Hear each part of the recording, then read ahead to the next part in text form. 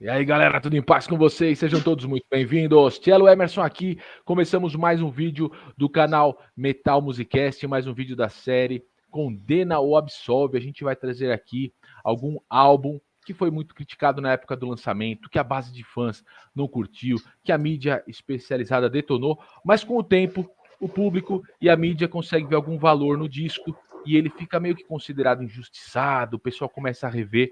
Então, hoje a gente vai falar mais uma vez sobre um outro álbum. Para isso, eu trouxe o meu convidado, Daniel Yazbek. Fala, Daniel, tudo em paz com você? Seja muito bem-vindo. Beleza, tranquilo. Muito bom estar aqui de novo. Bora aí. Estamos com meu grande amigo e colaborador, Thiago Raul. Fala, Thiago, tudo em paz? Seja bem-vindo. Salve, Cello. Mais um vídeo aqui pro canal. Uma banda que, parafraseando meu amigo Ricardo Batalha, quem é heavy, curte. E aí você vai falar o nome da banda. É isso aí. Hoje nós vamos falar do Accept, do disco Eat the Hit. Trouxe o Daniel porque o Daniel é um grande fã. E é um grande fã do álbum Eat the Hit, não só da banda Accept. Então eu vou fazer aqui as minhas acusações. Para quem assistiu a série Discografia Comentada do Accept, vocês já sabem a minha opinião sobre o Eat the Hit. Então eu só vou levantar aqui 4 acusações para ver se o Daniel aí rebate o que os fãs e o Cello Emerson do Metal Musicast trazem de acusação do disco. Antes eu vou falar sobre o vídeo anterior, que eu já prometi para vocês que assistem. Eu fiquei surpreso com a quantidade de comentários positivos a respeito do Chameleon, do Helloween, galera votando lá. O disco foi absolvido, assim, com uma margem muito grande de aprovação. Eu até fiquei surpreso, eu achei que o pessoal ia fazer um julgamento mais equilibrado, mas não. Em peso ali, o pessoal a favor do Chameleon, um outro comentário contrário. Eu vou até ler aqui uns 2 ou 3, só para vocês acompanharem o que o pessoal disse lá. Então tá aqui o Leandro Kopp, disse, para mim, o melhor disco do Helloween. Olha só, o Leandro Kopp, que é um dos colaboradores lá da Road Crew, salvo engano, né? Sim. Ele colocou aqui, para mim, o melhor disco do Helloween. Esse disco é espetacular. When the Sinner the First Time tem refrãos que grudam na mente. O que mais me agrada nesse disco é que ele flerta grande com hard rock. Tem uso de metais, tudo que eu curto. Então tá aí, ó. Leandro Kopp curtiu muito, absorveu o disco. Eu achei interessante o meu amigo Val Borba, Val Simmons, colocou lá, não sou muito fã do Helloween, mas sempre curti esse álbum. Foi um comentário que o Thiago disse durante o vídeo, né? Para quem vai lá assistir, o Thiago Raul falou, olha, um disco que quem não curte muito Helloween acaba conhecendo mais a banda e curtindo um pouco mais e aceitando a banda. É isso aí. E também, só para citar mais um aqui, a gente tem aqui o Ricardo Stefano dizendo assim, When the Sinner é uma das músicas mais legais do Helloween de toda a sua carreira. Step Out of Hell é o Helloween na linha AOR dos anos 80 e Longing é aquela música inspiradora. Sensacional esse álbum. Então, só para ter uma noção do álbum anterior, o pessoal absolveu assim com larga margem e agora a gente vai conversar sobre o Eat the Hit e no próximo vídeo a gente traz o veredito aqui e comenta e lê aqui 3 comentários. Daniel, tá preparado aí para ser Manda ver. colocado como o advogado de defesa? Olha, eu tenho 4 acusações. Eu vou citar as 4 para já preparar quem está assistindo, mas depois a gente organiza. Coloca, vamos falar da primeira e tal. Não por ordem de importância. A primeira acusação que eu coloco aqui do Eat the Hit é que o disco é resultado de uma decisão estritamente oportunista, sob o ponto de vista mercadológico, uma decisão forçada para vender mais nos Estados Unidos. Essa é uma das acusações. Vamos só ver as 4, depois o Daniel começa a falar. A segunda eu diria o seguinte, o disco é negativamente superproduzido. Então, a gente vai conversar sobre isso, o Daniel é produtor, e eu já coloquei aqui, negativamente. Ao longo da exposição do Daniel, a gente aprimora um pouco essa acusação. Terceira acusação do disco, em consequência de ser o fruto de uma decisão puramente mercadológica, ele é um disco com um apanhado de clichês. Eu disse lá na minha resenha, não tem problema o disco ser de hard rock, eu curto hard rock, não tem problema.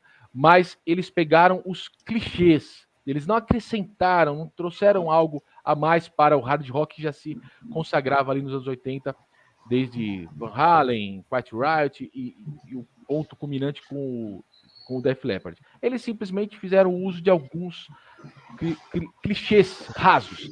E para concluir, eu vou dizer a demissão do Udo, né? Não é do disco em especial, mas pode ser considerado na medida em que a gente pensa que a voz do Udo, como o pioneiro do metal alemão, era a essência do som. E desconfigurou demais, ficou extremamente desconfigurado o som, perdeu a essência, e esse disco é sem qualquer ligação com a essência do Accept. São 4 acusações. Daniel, chega de falar, Cello, e vamos ao que o Daniel tem para falar. Se você quiser seguir a ordem, fique à vontade. Vai lá. A primeira, o disco é resultado de uma decisão unicamente oportunista, forçada para vender nos Estados Unidos. Tá, vamos lá, né? Eu acho que a gente tem que entender, Cello, que a banda tem que se pagar, certo? Aquela operação toda, que não é só uma banda, tem a equipe, aí tem os empresários, tem o pessoal que toma decisões ali, gravadora e tudo mais. Eles precisam se pagar bem para a coisa crescer. Todo mundo quer ver o seu próprio negócio prosperando, crescendo, ganhando mais dinheiro para você poder fazer cada vez coisas com mais qualidade, tal.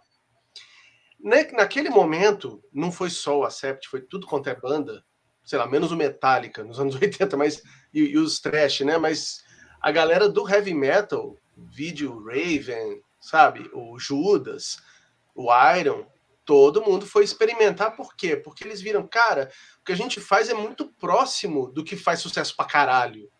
Não é igual hoje, que o que a gente gosta é muito longe do que faz sucesso. Era muito perto, cara. Pro Accept cair pro Def Leppard ou pro, sei lá o quê, o Quiet Riot, igual você falou, era muito pouco que eles tinham que desvirtuar ali. E o maior empecilho era o Udo, com certeza, porque o Udo, principalmente nessa época, não era um cara que cantava melodias, né? Ele era um cara meio morceguinho ali. E os caras sempre falaram que foi muito difícil lidar com isso. Imagina, o cara ia lá, compõe uma música, ele imaginava uma melodia em cima do riff dele, quando chegava para passar pro Udo, ele tinha que limitar aquilo ali. Ó, o Udo é o meu vocalista preferido, vocês sabem disso. Eu não vou falar mal dele de jeito nenhum. Eu tô tentando entender a decisão. Aí você pega o Wolf Hoffmann casado com a empresária.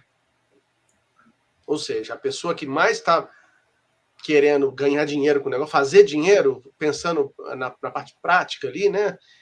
É a mulher do cara, que é o cara mais talentoso da banda, que é o principal compositor, é o líder, como a gente pode ver hoje. Estava muito na cara que uma hora ele ia, e assim, claro que se ele tivesse como saber, né, com a bola de cristal, ele ia ver que ia ser uma furada nada. Mas imagina ali em 86, 87, o cara devia estar sedento para tentar isso aí. E podia ter dado muito certo. Eu não acho que não deu certo porque é ruim ou porque ficou na cara que era oportunista. Eu acho que foram outros fatores. Agora, eu vou falar uma coisa muito polêmica, para parar de falar aqui, né? Eu acho esse disco aí mais autêntico, mais Accept do que as coisas feitas dos anos 2010 para frente. Polêmica, tretas, coloquem nos comentários o que vocês acham da afirmação do Daniel Yazbek. O Daniel aqui num outro vídeo em que a gente resenhou o mais recente do Udo, o Daniel já tinha falado, né?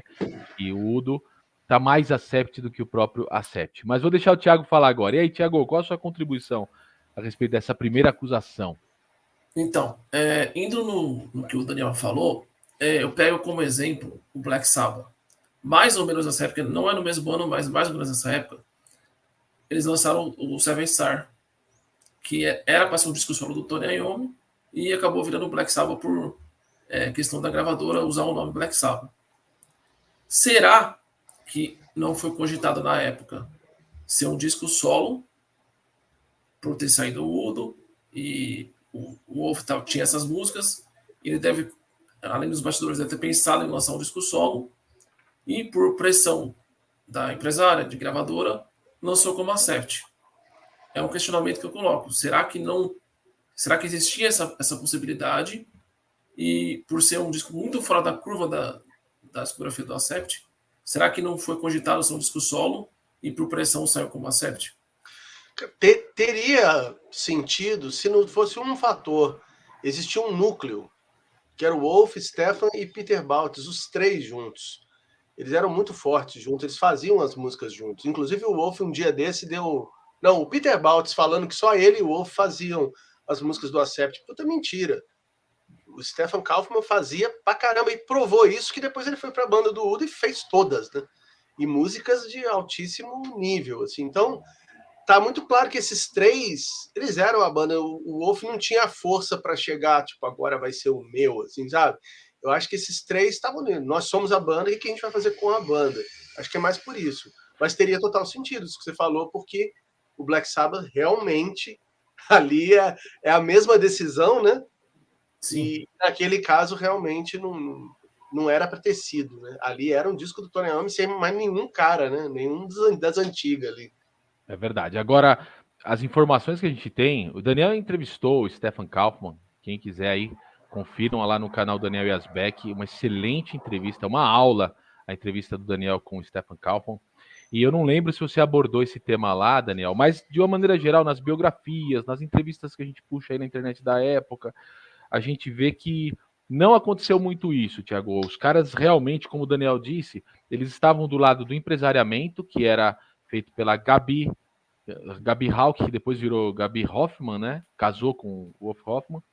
Ela já trabalhava lá nos Estados Unidos, em escritórios, e ela estava muito ligada no mercado lá, e ela convenceu o Wolf Hoffmann, o Peter Baltz e o Stefan Kaufmann que para o Accept sair da bolha do metal e se sustentar, como o Daniel falou, com mais bonança, assim, com mais riqueza, a palavra brega, né? Mas por quê? Porque os caras já tinham alcançado 2 milhões de cópias vendidas no mundo com Balls to the Wall. Só que a gravadora tira tanto dinheiro do cara ali nos anos 80, então a gravadora banca uma turnê, depois pega tudo da venda do disco. A gravadora banca clipe, pega tudo da venda do disco. Quando o cara vai ver, ele vendeu 2 milhões de discos, mas foi pro hotel, foi pra comida, foi pra tour, foi pro palco, foi pro backline, foi pros aviões que o cara tem que pegar, foi pro clipe que o cara teve que gravar, que na época era caríssimo. Então, eles não viam dinheiro no fim das contas. Viam algum dinheiro, eram os caras classe média, assim, mas eles queriam ir para um outro patamar. E para aquilo, a Gabi Hawk tinha a noção lá do mercado que ela falou, o que tá pegando aqui é Def Leppard, é Quiet Riot, é Van Halen, já estava despontando Bon Jovi, começando, né? É isso aqui que tá pegando aqui, a juventude americana, porque os Estados Unidos, eles têm um PIB de um país para cada estado, são 50 países consumindo o negócio. Então eles falaram, então a gente quer. Então os caras não pensaram em mais nada, porque eles confiaram nela, ela conhecia o mercado, bora. Então acharam lá com uma agente, algumas demos, alguns vocalistas, queriam um cara boa pinta, como se dizia na época, porque o Udo era feio, o Udo tinha cabelo curto, o Udo era cafonão, não era sensual. Os caras queriam aquele cara tipo do Black Oak Arkansas lá, como dizem as biografias, como o David Lee Roth, né, o Jim Dante, né? O cara que pudesse sair lá sem camisa, cantando lá, como os caras estavam fazendo, né?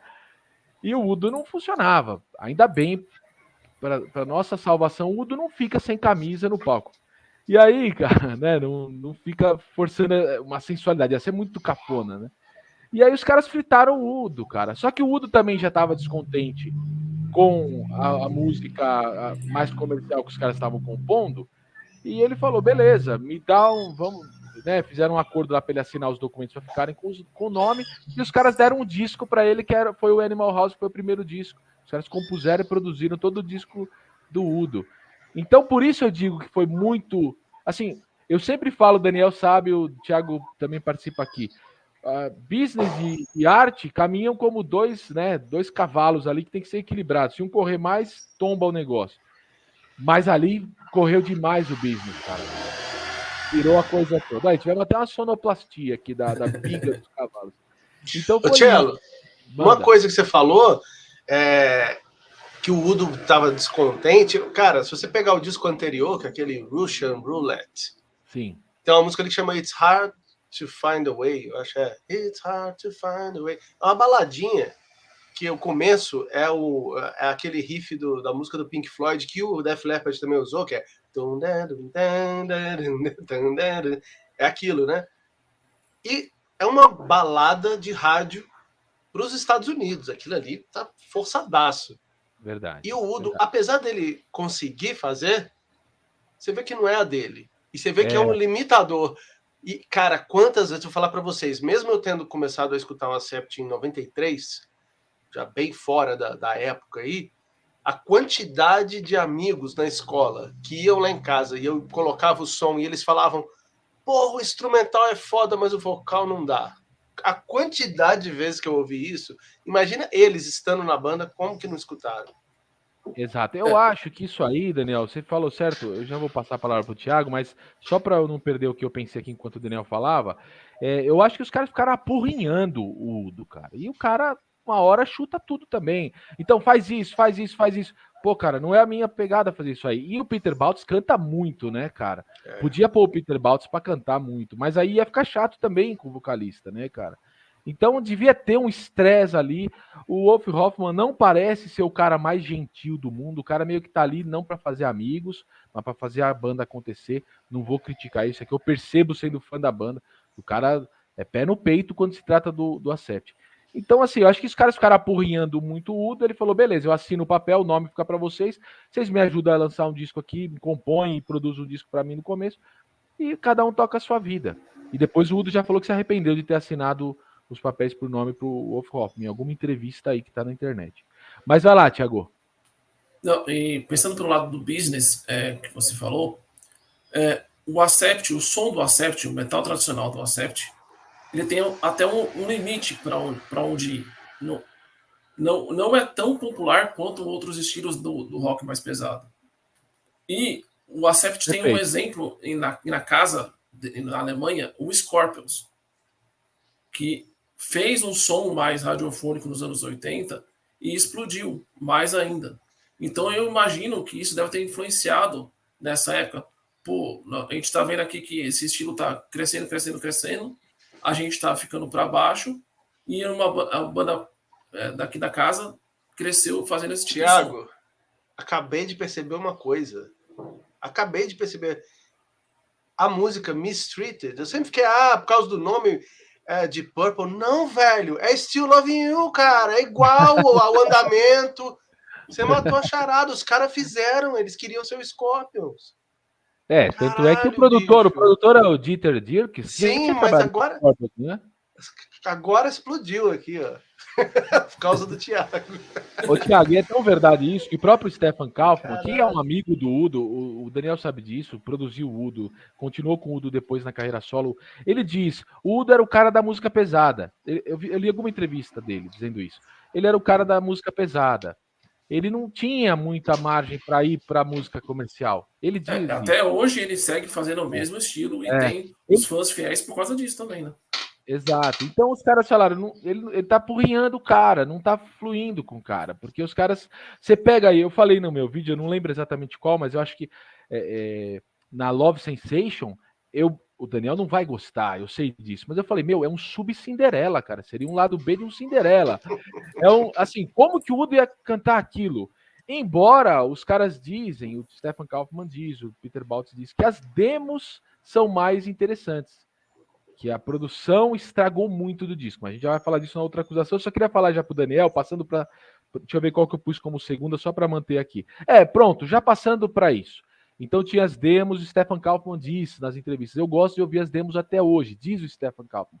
Tanto é que eles gravaram Generation Clash no Death Row e regravaram a Ecstasy também, né? Acho que o Udo regravou a Ecstasy, que é a melhor música do disco, na minha humilde opinião.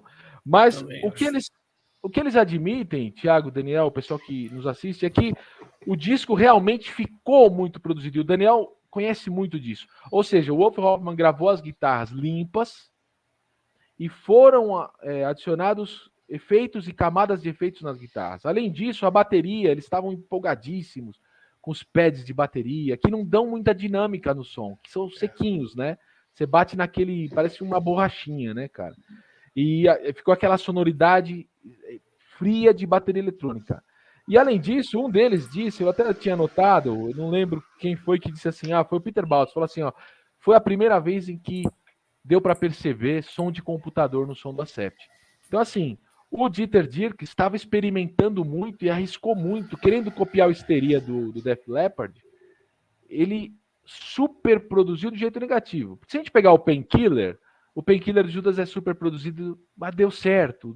Aí não sei se é gosto, me digam aí se é só uma opinião pessoal. O Painkiller não tem a bateria de robozinho, né? Porque tem um puta baterista lá tocando. É verdade.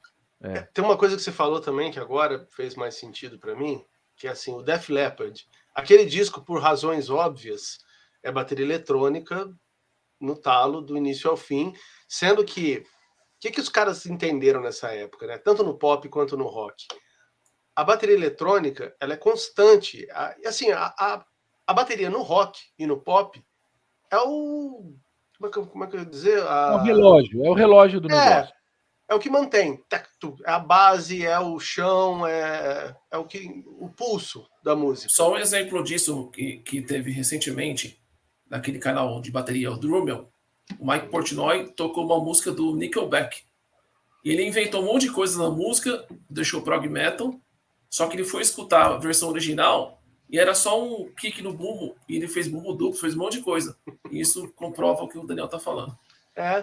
Porque nessa época a gente tem que lembrar também que a tecnologia é um negócio cruel. Hoje em dia, qualquer um de nós pega no celular e pega uma bateria eletrônica, e fala, que bosta. Aquela época, para você ter um som desse, era um puta de um equipamento animal, caro, de gente especializada, e que o cara ouvia o bumbo dele forte e a caixa do início ao fim, e não precisava ficar se matando para tocar 500 vezes. Você pegar o disco do Kiss, o Hot in the Shade, é a mesma coisa. Os caras substituíram o Eric Carr, que era um puta baterista, por uma bateria eletrônica, não por incompetência do baterista, porque eles estavam achando muito bom. Agora não precisavam mais se preocupar se o baterista tinha tocado constante ou não, a bateria estava ali dando aquela base, e é um som que a gente pode gostar ou não, mas ele é cortante, ele vem que vem. Você ouve o bumbo e a caixa, todas as tocadas dele nesse disco você ouve com nitidez. Então era aquela coisa, tecnologia, nitidez, CD, né, som mais puro, mais agudo, mais hi-fi. Eu acho que foi por isso que eles perderam a mão. Aí depois, com o tempo, a gente vai olhando e falando, cara, ficou meio brega, ficou meio... Talvez a bateria ficasse melhor. Mas você sabe, Daniel, a tua observação é muito boa, mas eu ainda assim, eu continuo aqui sendo o acusador dos caras, porque eu entendo a gente pegar o contexto histórico, em que aquilo ali era uma grande novidade. E embora fossem caras feras, ainda era uma novidade também para os caras feras da época, então erraram um pouco a mão, às vezes se empolgaram demais, colocaram muito.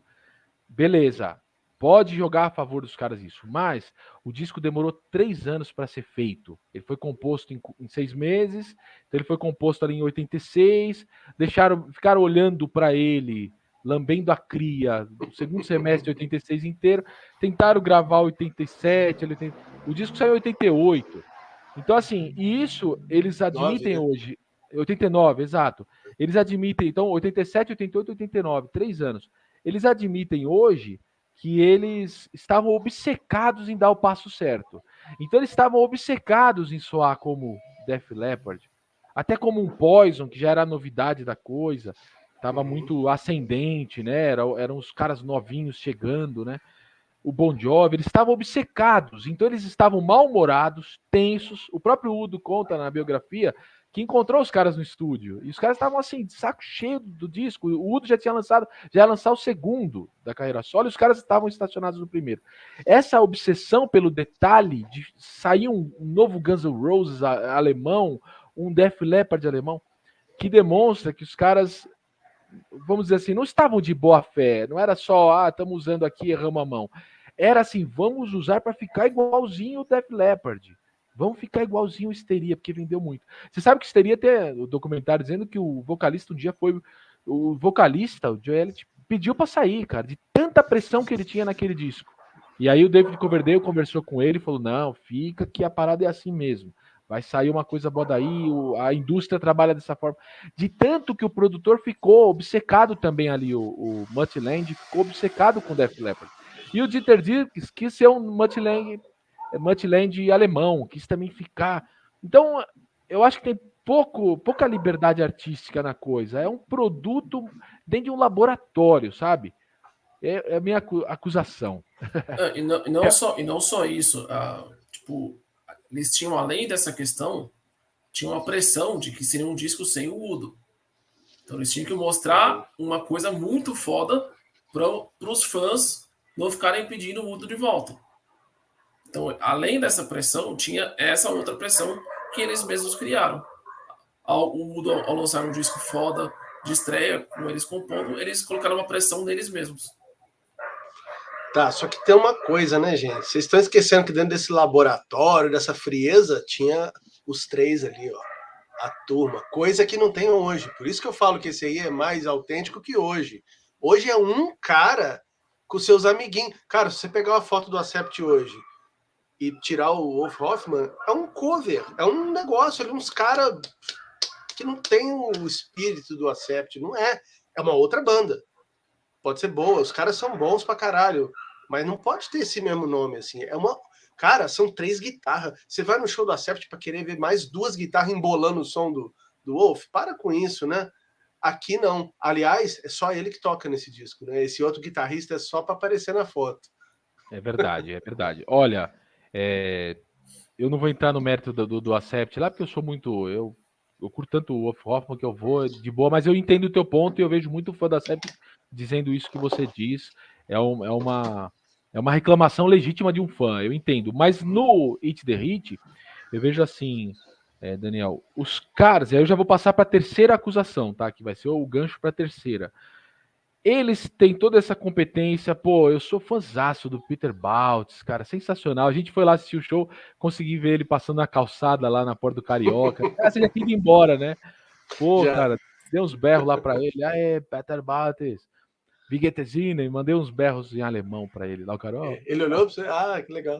Pô, na calçada, entrando na van lá, mas os caras não queriam trocar ideia, tudo suado, com as toalhinhas já saindo. Mas enfim, o Udo parecendo uma senhorinha, né? Faltou dar uma bengalinha, um andadorzinho pra ele, com todo respeito. Mas a questão é a seguinte, Daniel, eu que falei isso pra dizer que eu sou muito fã dos caras. Mas ali, eu vou te dizer, os caras amontoaram uma série de clichês de hard rock americano.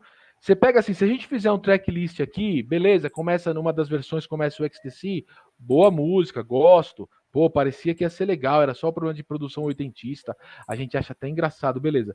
Mas aí começa a adentrar no disco, é o que eu falei, Love Sensation, um sub-Cinderella, pô, é uma repaginada de vários riffs que o Cinderella usou de uma maneira até mais competente.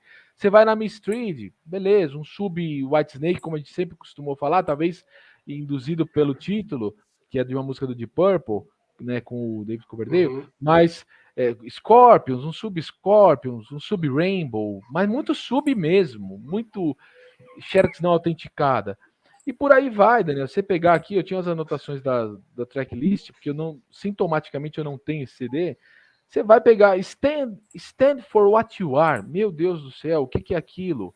É uma baladinha muito assim. Vamos falar The Nelsons. O The Nelsons fez baladinha mais pujante. A Hellhammer eu gosto, vai. E a Generation Clash eu gosto. Então, assim, I Can't Believe in You, vai, tentou imitar um Judas Priest no Point of Entry, mas pioradinho. Essa aí é um bônus, né? Essa aí. É um bônus, junto com a Break the Ice. Eu acho que a Prisoner talvez seja a que mais se encaixe no modelo hard rock. O que dizer da Prisoner? A Prisoner, ela é tão super Docking, né? O Stefan Kaufmann falou, a gente não conseguia reproduzir ela ao vivo. Ela ficava uma outra música, porque ficava mais parecida com a da demo, que aí são eles tocando mesmo. De tanto efeito que tem a Prisoner. Vai, Daniel, com a palavra, advogado de defesa agora. Vamos lá, cara, que você deu uma passada nas músicas, eu vou passar aqui, porque aí é gosto pessoal. Aí você tem que abrir, e ó, pra mim, assim, por baixo de toda essa produção... Deixa eu te interromper, Daniel, eu já vou ficar quieto, mas deixa eu te interromper antes. É gosto pessoal, eu sei, mas você é o cara que durante todos os nossos vídeos no Udo, você é o cara competentíssimo para fazer isso. Você tem uma percepção absurda para identificar riff reciclado.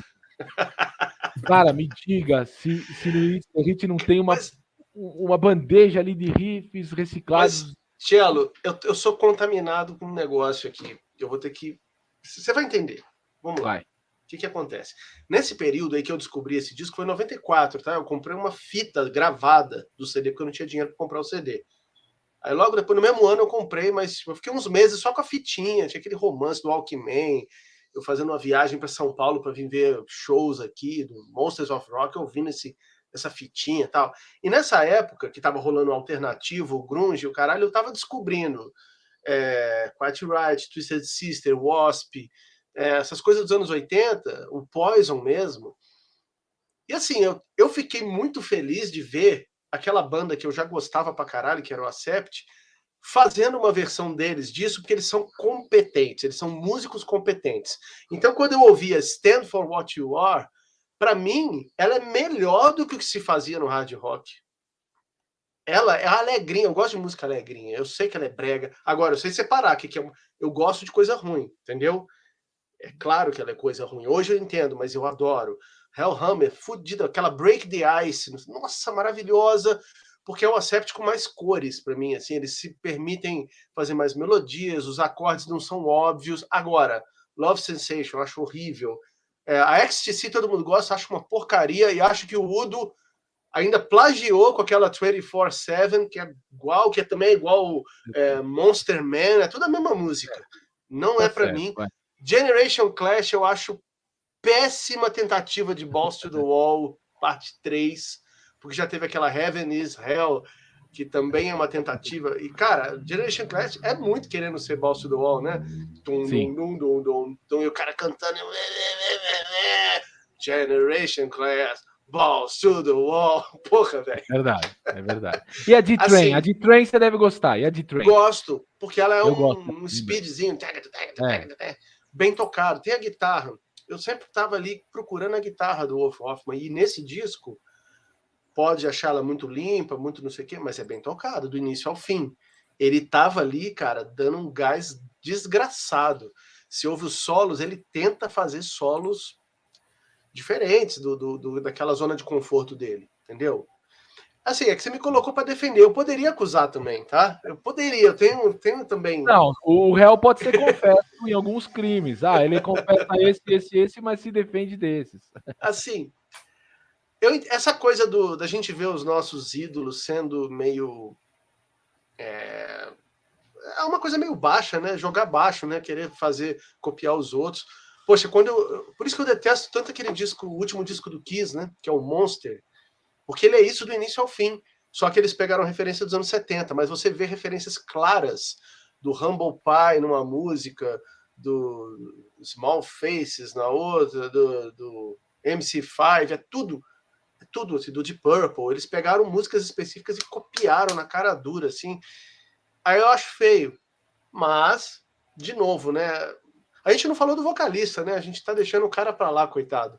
É um bom vocalista. Não tem como dizer que esse cara não é um bom vocalista. Sim. Foi colocado na fogueira ali. O vocalista numa banda deu a cara de banda americana. Ele, pra mim, ele se encaixa naquela linha igual é o John Corabi no Motley Crue, que é o cara que entra na fogueira, faz um disco, não vai bem e fica esquecido. E se queima até mais, né?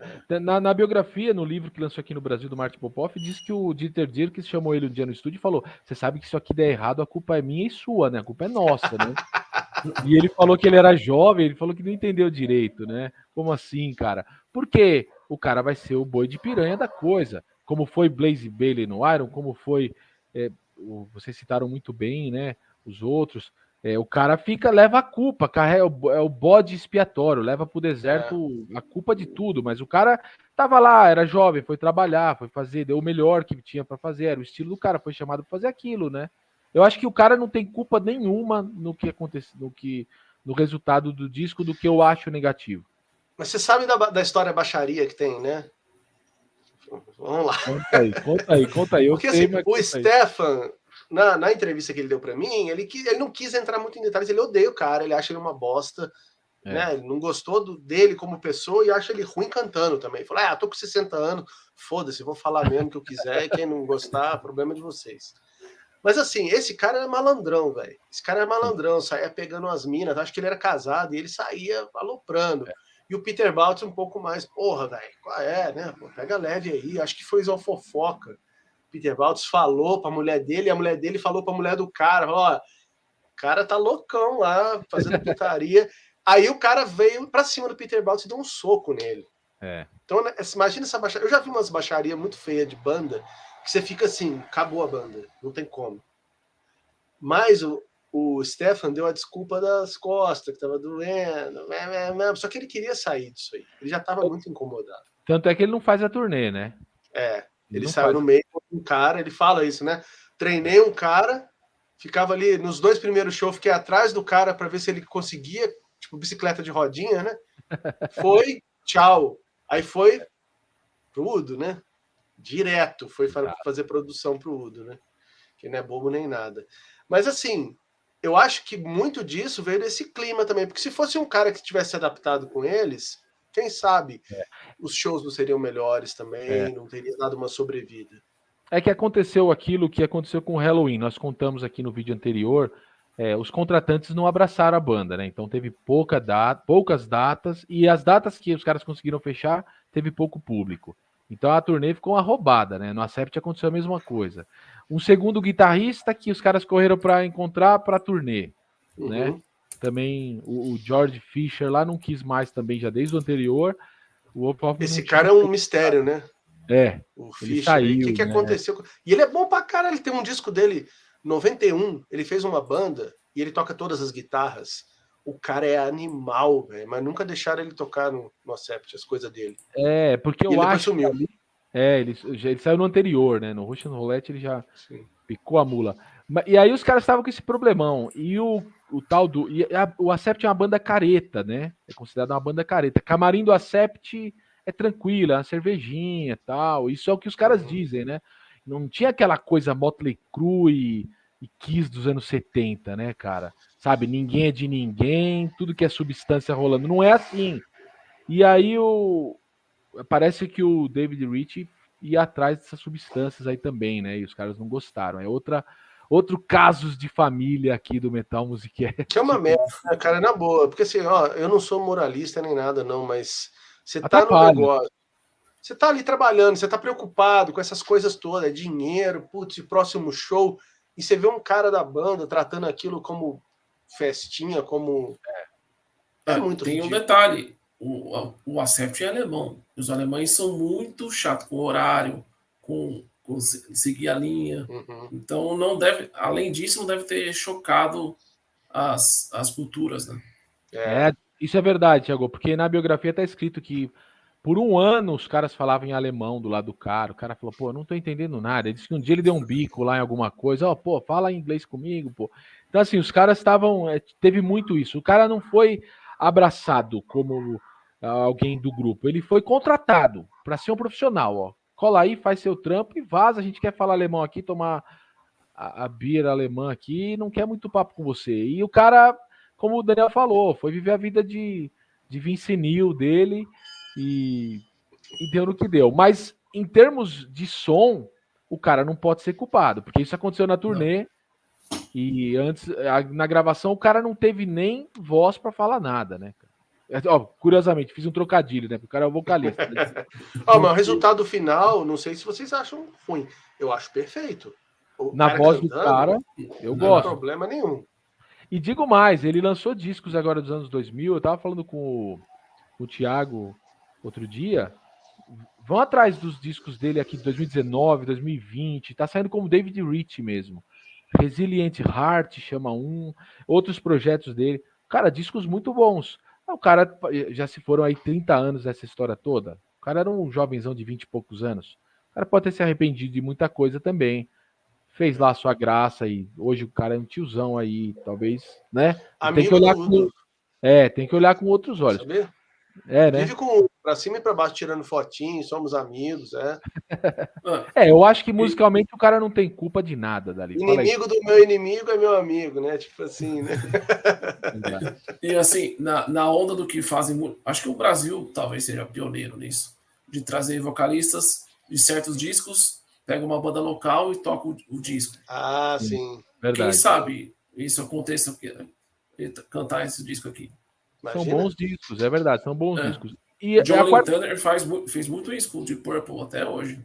Nós 3 estaremos lá para assistir. Certeza. Com certeza. Aqui no Brasil tem muito. Podiano, né? Olha, agora a última acusação aqui, a gente já tá no tema mesmo. O lance da sacanagem com o Udo, cara. O que vocês pensam sobre isso, né?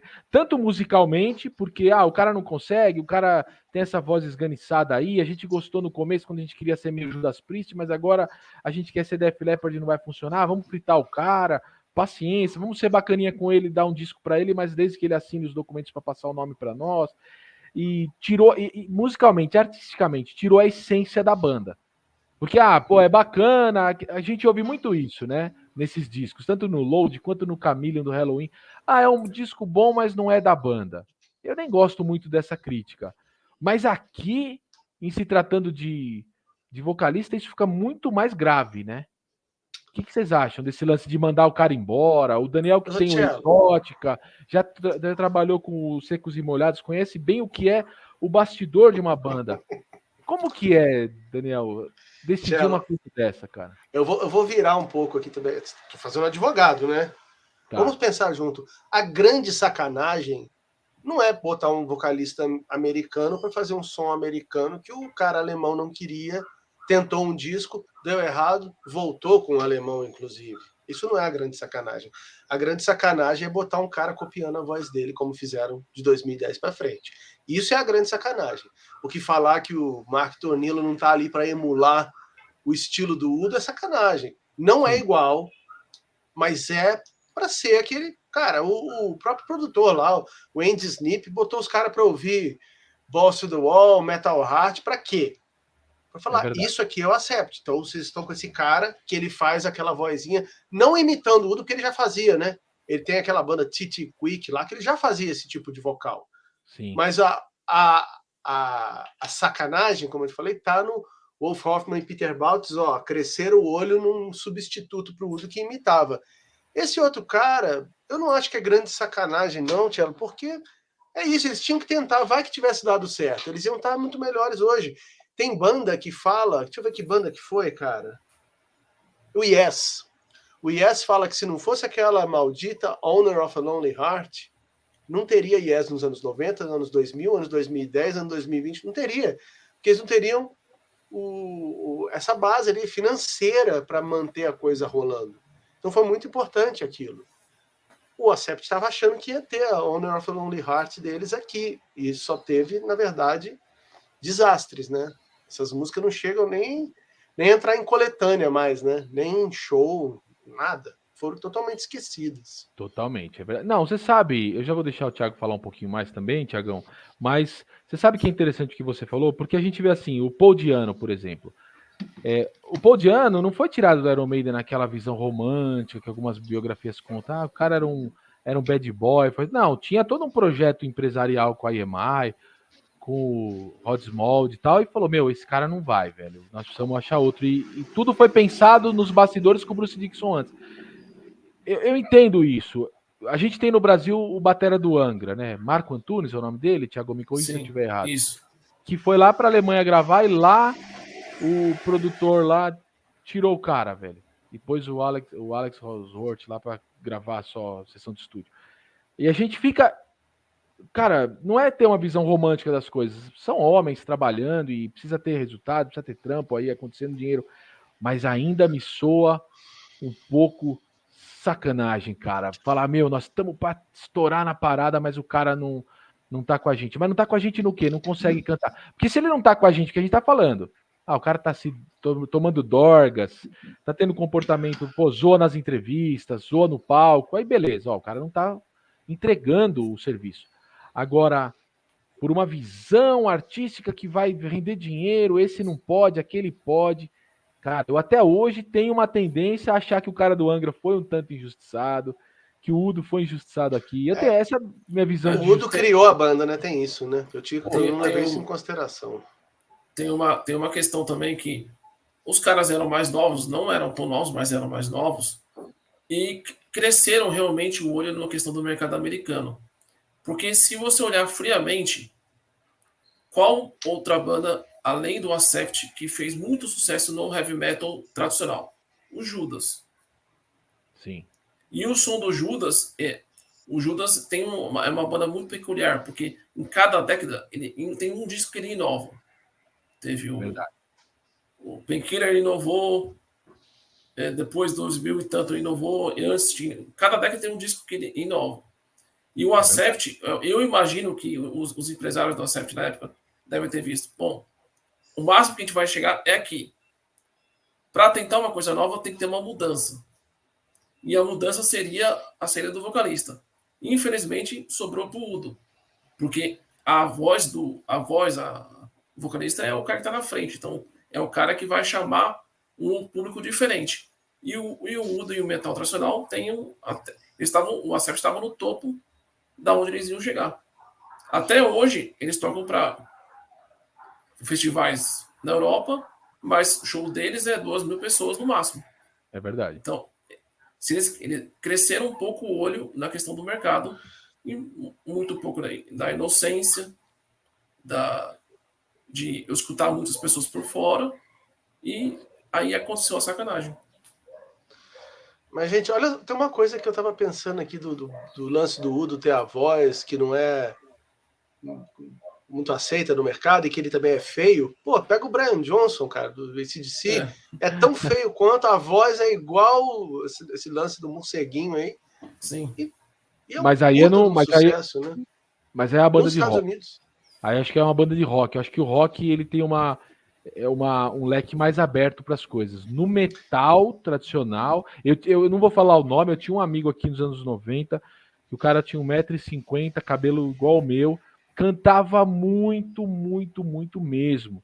Dizia ele que foi conversar com os responsáveis por uma banda de heavy metal do Brasil, quando uma heavy banda precisou de vocalista, e alguém responsável pela banda disse: você não tem o visual nem para fazer o teste. Tá, então, assim, o Angra, já entendemos. Então, assim, é que o Thiagão é amigão do Edu Falaschi lá. O Edu de barriguinha de fora lá, pá, com o creme rinse no cabelo. Não tem problema. Foi o melhor. Um dos caras que canta pra caramba até hoje, na época foi cogitado, mas não tem visual, ele mesmo fala, é o Christian Passos. Do Wizard, sensacional, canta muito, velho, é verdade. Mas ele mesmo fala que ele não se via cantando no Angra. Não, meu amigo perto, o Christian Passos é o Brad Pitt perto do meu amigo. Meu amigo era o Smeagol, assim, vamos dizer. Mas cantava, o cara cantava absurdamente bem, cara. Seria excelente, mas não dava, né? Mas, cara, então, vamos lá. Você falou que o AC/DC é rock e o Accept heavy metal. Nos anos 80, o AC/DC era hard rock e era chamado de heavy metal em muitos lugares. Inclusive, sim, no Brasil, era a noite do heavy metal, quem que fechou? É verdade. Tá? E outra coisa, o Accept desceu para o hard rock, então eles se encontraram, ele estava na mesma. Eu acho que o AC/DC, com aquele sucesso, sei lá, em 90, teve Thunderstruck. Porra, pode ser. Qual é a diferença? Mas aí... Também é um disco de plástico também, cheio de bateria com reverb pra caralho. E é um puto sucesso mas até hoje. Aí não sou eu falando, hein, gente? Até tentei um pouquinho aqui a acusação. Eu não dou a mínima para isso, cara. Eu até simpatizo mais com os feios. Eu gosto de banda monstruosa, assim, tipo Rammstein, pô, adoro, cara. Me conecto muito com os feios. Então, eu não ligo para isso, mas foi o que os próprios integrantes hoje admitem. Eles admitem isso. Pega entrevista do Peter Baltz, do Stefan Kaufmann, do Wolf Hoffmann. O Wolf Hoffmann fala menos, uma vez ou outra diz, a gente procurou um cara com visual mais assim, tá, americanizado. Os caras admitem isso, então não sou eu falando, hein? Não é feiofobia aqui, hein, cara. Galera, então eu acho que a gente chegou numa boa produção de acusações e defesas aí. Você já conheceu o quadro aqui, né, Daniel? Agora o pessoal que nos assiste, como fizeram lá no vídeo do Chameleon, coloquem aí, vocês que nos assistem são os jurados disso aqui.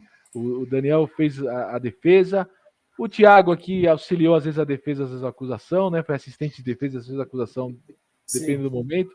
E eu desci a lenha aqui, que eu amo a Accept, mas eu achei imperdoável isso que os caras fizeram com o Udo, com o som da banda, com a questão artística, já está tudo explicado aí.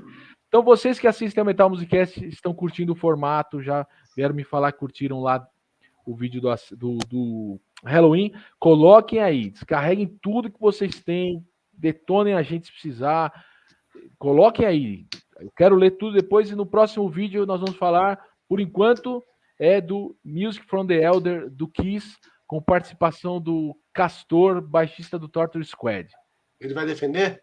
Vai defender. Assim como o Daniel gosta muito desse disco não tão aclamado do Accept, que é o Winter Hit, o Castor gosta e vai expor os motivos dele aqui do Music from the Elder. Esse é fã do Kiss. Especialista. Vocês gostam do Music from the Elder? Só rapidamente aqui. Claro. Porra! Eu gosto, mas o meu mesmo caso do Winter Hit. Gosto, pero não muito. Não tem uma música ruim. Não tem nada ruim. Eu gosto. Foi um disco incompreendido na época. Mas isso aí a gente vai conversar na semana que vem. O Castor, Torture Squad está confirmado. E a gente já tem na lista aí Load do Metallica, algum do Queen's Reich aqui. Queen's Reich tem uma meia dúzia ali. Vai ter um bom dos anos 90 lá que todo mundo mete o pau, que é bom pra cara, de 97. Qual que é? Lá. Promised Land? Não. Não, o outro que vem depois. É bem bom, cara. O da mosquinha lá? Não. Esqueci. Não, tem umas orelhas. Tá. Tá ligado? Como é que chama aquele disco? Now, Here, Now Frontier. É bom, velho. Umas músicas foda. Mas eu sei que a galera não gosta muito. Esse bom de colocar, né? Depois do Empire tem uns 3 ou 4 aí que eu vou ter que escolher um para fazer. Faremos também do Virtual Level do Iron Maiden. Não vamos falar com quem, né, Thiago? Vamos confirmar com ele antes, né? Sim. O Thiago tá confirmando lá. E o Thiago tá correndo aí com os convidados, eu também. Valeu. Grande alegria falar aqui com o Daniel. Daniel, brigadão, cara. Mais uma vez disponibilizou seu tempo, tá na correria. Brigadão, Daniel. E obrigado, Thiago. Agradeço muito. Coisa tá com compromisso. Daniel, encerra aí. Fala com a galera que te ama aqui no Metallica. Cara, muito obrigado por me convidar. Valeu, Thiago. Eu não conhecia você ainda de fazer o programa aqui junto. Foi muito massa. Desculpa se eu te cortei aí, porque é a empolgação, né, velho? A empolgação o Thiago conhece. E é isso, eu gosto pra caramba de estar aqui, porque é um papo no outro nível, assim, que não é sempre que a gente consegue ter, né? Eu acho muito legal e já falei pro Thiago, sempre que me chamar eu vou dar um jeito de vir. A gente fez aquelas maratona do Udo lá, se tiver uma próxima maratona, me chama de novo, de qualquer coisa aí. Então, olha, o pessoal pede eu me sinto muito em casa. Pro Daniel voltar. O pessoal pede muito pro Daniel participar de série. O pessoal me manda assim, ó. Elo, volte o canal normal, faça séries, chame o Daniel. Beleza, vamos alinhar. Não vou prometer nada para não ficar depois dizendo o que disse, mas vamos alinhar. Valeu a todos que assistiram até aqui. Inscrevam-se, comentem, façam julgamento. Semana que vem eu leio alguns comentários e se liguem em Metal Musicast. Valeu, Daniel. Valeu, Tiagão. Valeu.